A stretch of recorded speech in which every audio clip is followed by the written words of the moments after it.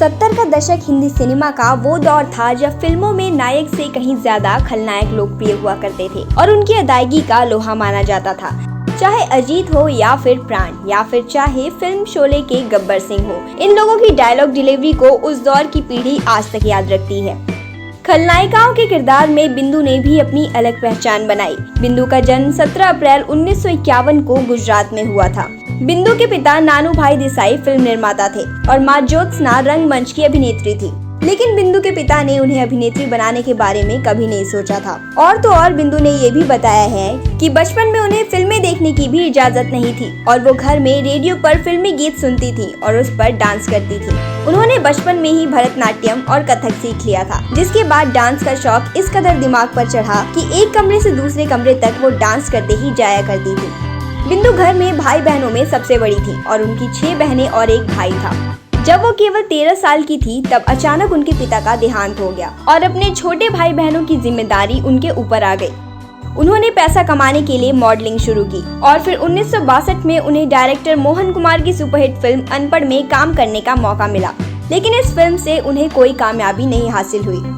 बिंदु बताती हैं कि उनकी मातृभाषा गुजराती थी, लेकिन इसके बाद भी उन्होंने मेहनत की और शुद्ध हिंदी सीखी, लेकिन इसके बाद भी उन्हें कहीं काम नहीं मिला।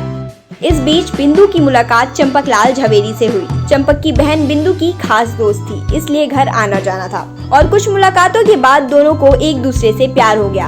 हालांकि जब चंपक के घर वालों को पता चला कि बेटा बिंदु से इश्क लड़ा रहा है तो कई तरह की पाबंदियां लगा दी गई, लेकिन पाबंदियों के बाद भी उनका प्रेम परवान चढ़ता चला गया और आखिरकार 1964 में बिंदु की शादी चंपकलाल झवेरी से हो गई। 3 दिन तक उनकी शादी का जश्न चला, लेकिन उसके बाद उनके घर वालों ने आंखें फेर ली और चंपक को पुश्तैनी बिजनेस से भी बेदखल कर दिया गया। बिंदु याद करती हैं कि यूं तो शादी के बाद उन्हें अपने ससुराल जाना था, लेकिन वो गई नहीं क्योंकि शादी इसी शर्त पर की थी कि उन्हें अपने छोटे भाई बहनों की परवरिश करनी है। चंपक बहुत समझदार थे और वे अपना घर छोड़कर बिंदु के साथ रहने लगे। सच पूछा जाए तो बिंदु का ससुराल से पूरी तरह नाता टूट चुका था। बिंदु की मुलाकात डायरेक्टर राज खोसला जी से लक्ष्मीकांत प्यारेलाल के स्टूडियो में हुई। दरअसल लक्ष्मी जी बिंदु के जीजा हैं। स्टूडियो में ही राज खोसला ने बिंदु को बताया कि वो एक फिल्म बनाने वाले हैं जिसमें एक नेगेटिव रोल है, तो क्या बिंदु वो रोल करना चाहेंगी? बिंदु ने हाँ कह दी। 15 दिन बाद वे फिल्म मेरा साये की शूटिंग पर थे और बिंदु को संदेश आया कि आ जाओ, तुम्हारा स्क्रीन टेस्ट लेना है। जब वो वहाँ पहुंची तो उन्हें एक डायलॉग दिया गया जिसे उन्होंने एक ही शॉट में बखूबी निभाया और इस तरह उन्हें फिल्म दो रास्ते में एंट्री मिल गई। शुरू के 2 हफ्ते फिल्म दो रास्ते की प्रतिक्रिया ठीक नहीं रही, लेकिन बाद में तो ये फिल्म सुपरहिट साबित हुई। इस फिल्म के बाद ही बिंदु को शक्ति सामंत ने फिल्म कटी पतंग में कैबरे का रोल दिया। इस फिल्म में बिंदु ने पहली बार कैबरे डांस किया, जो कि बहुत पसंद किया गया और हेलन और अरुणा ईरानी जैसी अभिनेत्रियों के होने के बावजूद वह अपना नाम इस क्षेत्र में स्थापित करने में सफल रही। लेकिन बिंदु को सबसे ज्यादा याद किया जाता है उनके नेगेटिव रोल के किरदारों की वजह से, जिसमें कुछ मुख्य फिल्में हैं इम्तिहान, हवस, जंजीर आदि। फिल्म जंजीर में उनके छोटे से रोल को लोग आज भी याद करते हैं। इस फिल्म में अजीत के डायलॉग मोना डार्लिंग ने बिंदु का नाम हमेशा के लिए सिने इतिहास में दर्ज कर दिया। इसके अलावा बिंदु ने आया सावन झूम के, अमर प्रेम, राजा जानी, मेरे जीवन साथी, अभिमान, घर हो तो ऐसा और बीवी हो तो ऐसी जैसी कई फिल्मों में काम किया।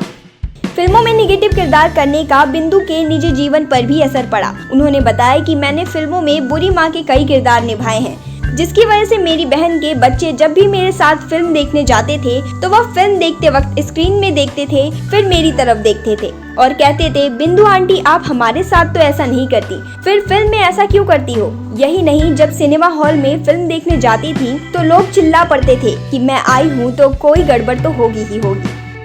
एक समय तो ऐसा आया जब लगने लगा कि बिंदु सिर्फ नेगेटिव रोल ही करती रहेंगी और ये उनके अभिनय की क्षमता के लिए न्याय नहीं होगा। पर उसी समय ऋषिकेश मुखर्जी ने 1973 की फिल्म अभिमान में बिंदु को एक बेहतरीन रोल देकर उनको नेगेटिव रोल की इमेज से बाहर आने में मदद की।